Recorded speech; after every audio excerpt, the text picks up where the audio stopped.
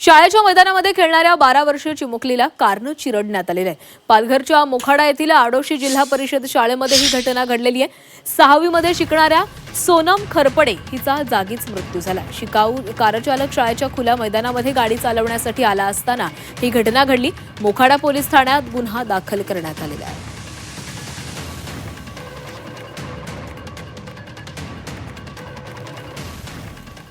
संभाजीनगरमधील आत्महत्या प्रकरणामध्ये एक महत्त्वाची माहिती समोर आलेली आहे। कुणाल चांदगुडे याच्या निवासस्थानी पोलीस दाखल झाले।